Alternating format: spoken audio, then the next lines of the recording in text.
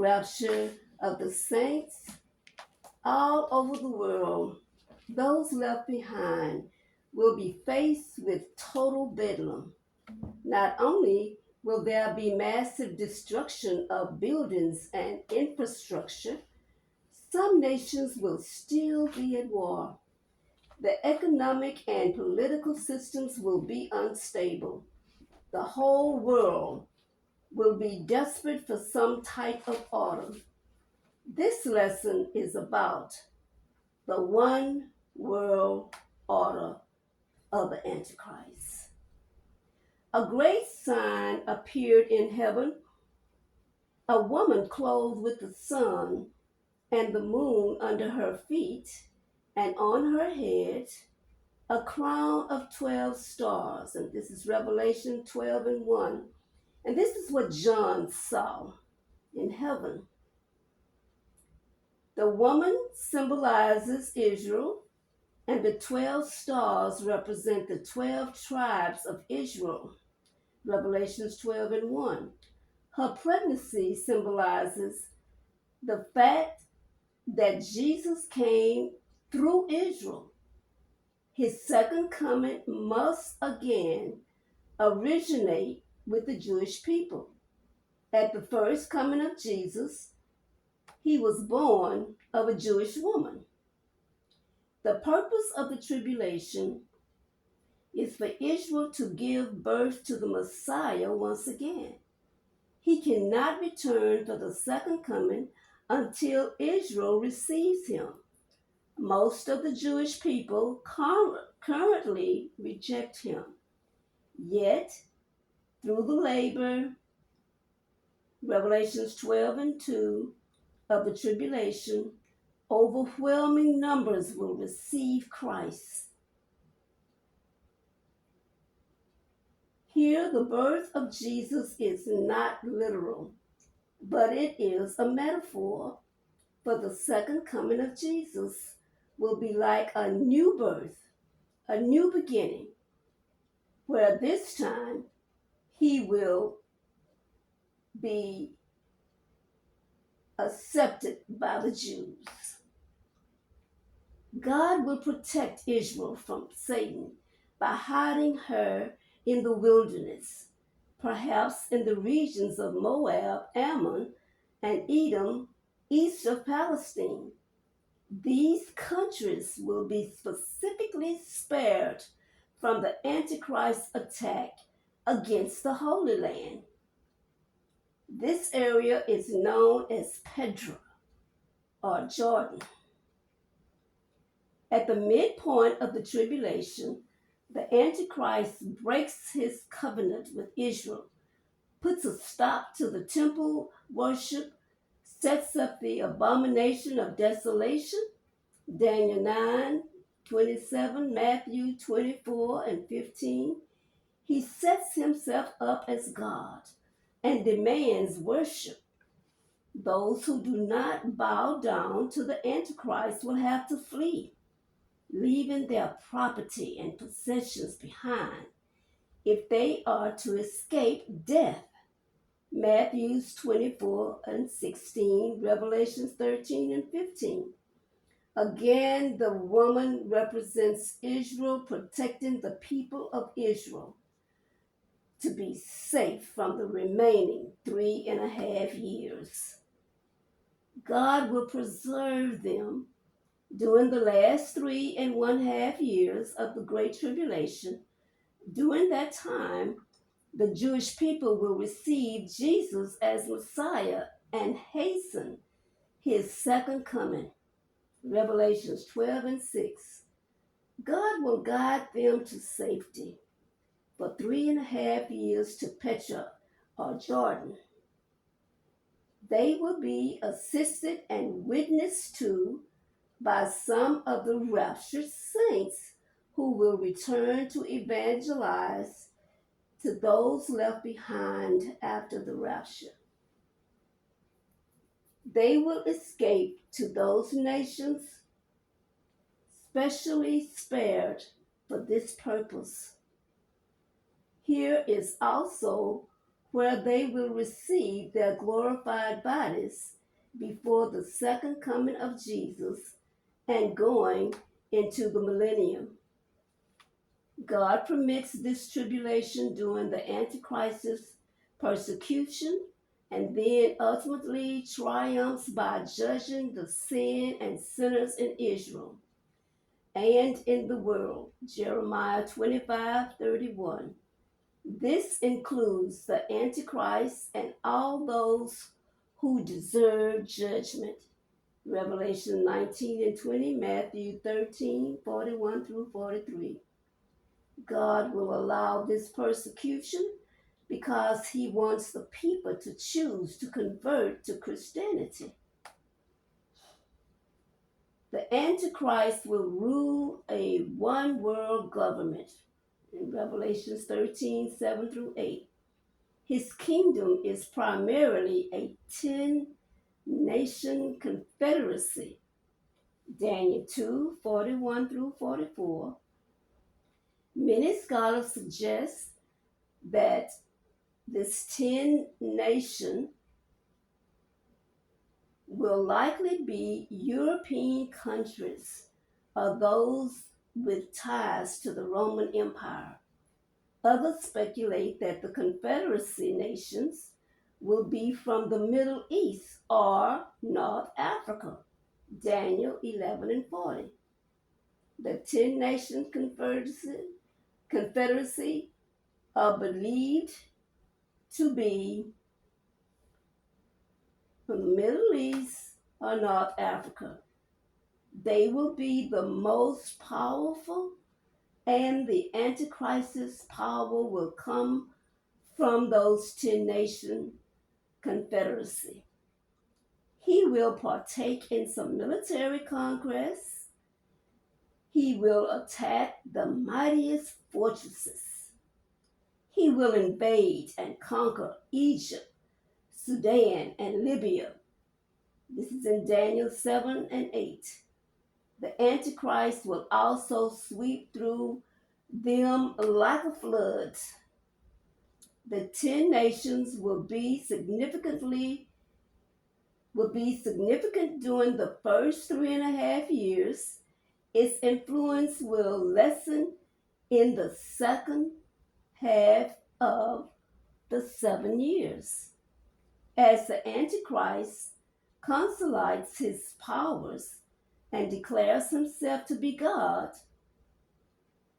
2 Thessalonians 2 and 4, he will no longer need the support of the 10 kings. By this point, he will have become a world dictator, exercising complete control over the global political, economic, and religious systems.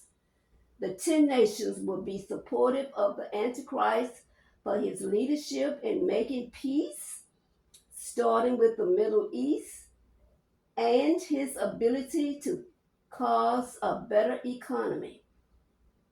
But he will become boastful and want all of the nations to consider him a god, wanting to replace Jesus. The nations refused to consider him as a god, therefore will cause the Antichrist to break the 7th year.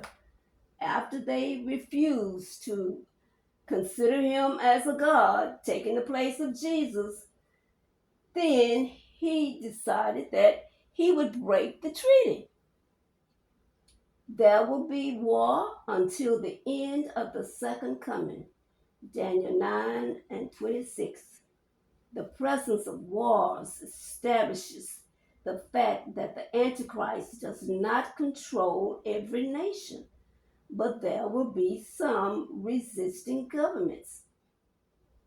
He does not control their militaries, proof of his limited authority until the end. This proves that he doesn't have authority over all of the nations because he's at war with those who don't support him.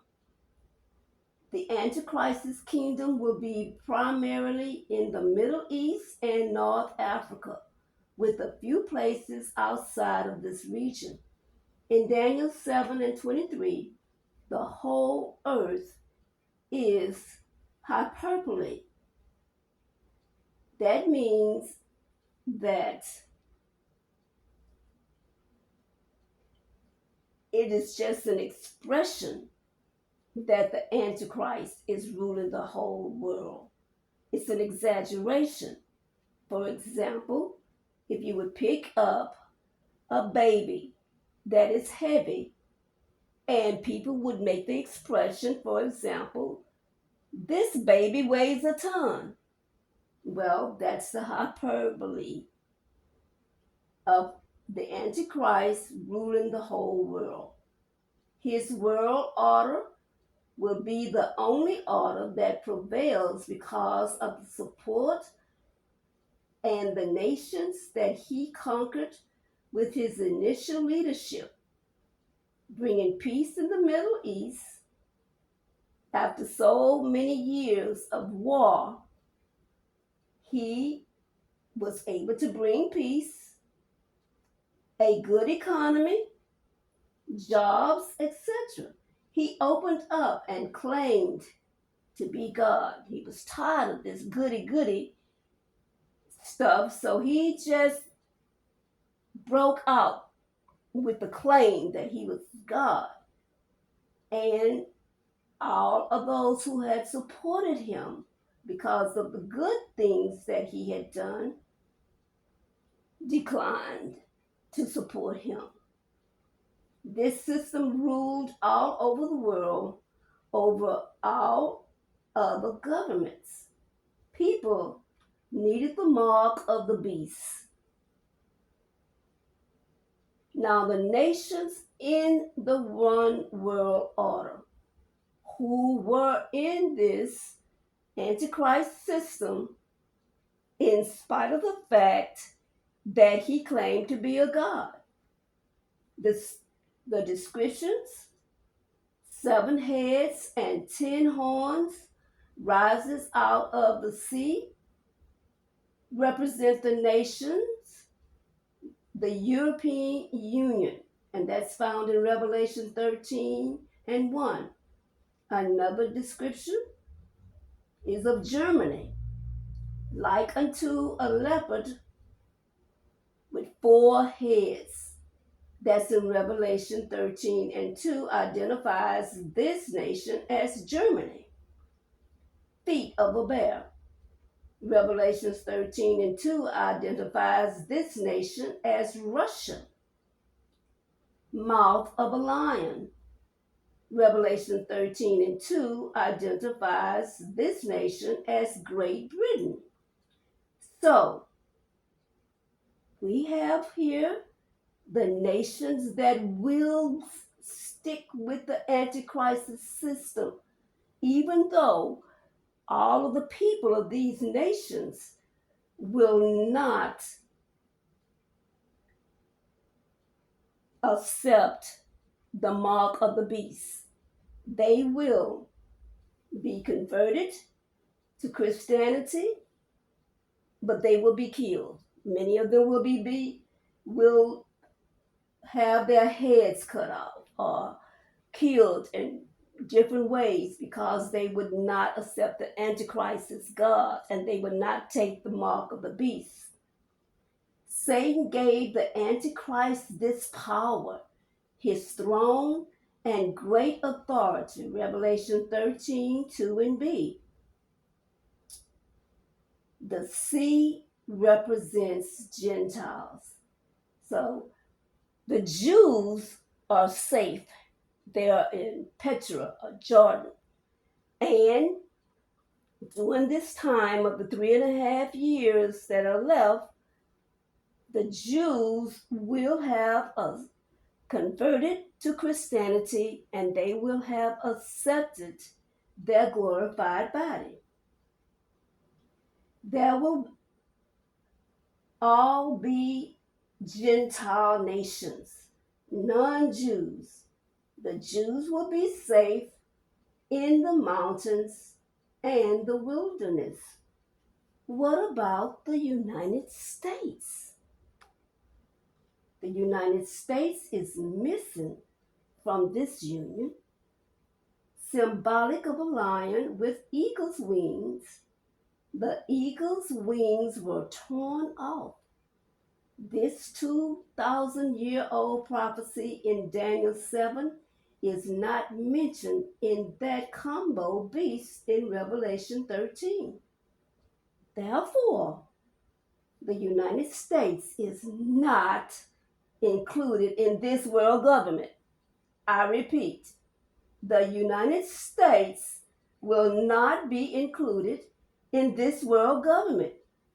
Powers will have shifted from the United States to the powers of Europe in the end times. The wings that fell off of this lion, the lion representing and the eagle's wings representing the United States, the wings that fell off of this lion meant that the United States lost all of its great powers. They will no longer have it. Those powers will have been shifted to Europe in the end times. We see today where the United States is becoming a lower ranking nation and is losing its strength, the power that it once had among the nations of the world. Revelations 12 is the only place where eagle's wings are mentioned in the prophecies of the end times, and the eagle wings had been torn off the lion. Daniel 7, Revelations 12 and 14. This implies, again, the U.S. will not be part of the one world order and therefore will not come under the reign of the Antichrist. Some theologians have estimated that about 50% of the American people will be raptured, and some who are left behind will convert and become witnesses, along with those witnesses who will return to witness to all of the unbelievers who were left behind after the rapture. That's in Revelation 7, 1 through 8. This can perhaps be attributed to the many men and women in ministry who are apostles, bishops, prophets, pastors, preachers, Bible teachers, and those believers who have spread the gospel and are led many to Christ and who have led many to Christ. This is the activities of the American ministers. These are Gentiles. Also because of their many religious books, their tapes, their DVDs, CDs, films, etc., informing Americans and others about the gospel, which have influenced them to accept Jesus as Savior. Kudos to those in ministry in America. God is pleased after the rapture when you stand in heaven at the beam of judgment. You will receive your just rewards. The omniscient God already knows whose name will not be in the Lamb's book of life. Christ's death occurred at a specific point in history, some 2,000 years ago, but for God, all moments are the present. Even before God created the universe, God counted Christ's death as atoning for the sin that each person inherits from Adam. Romans 5:18. Thank you for listening. God bless you and have a healthy, prosperous, and spiritual new year.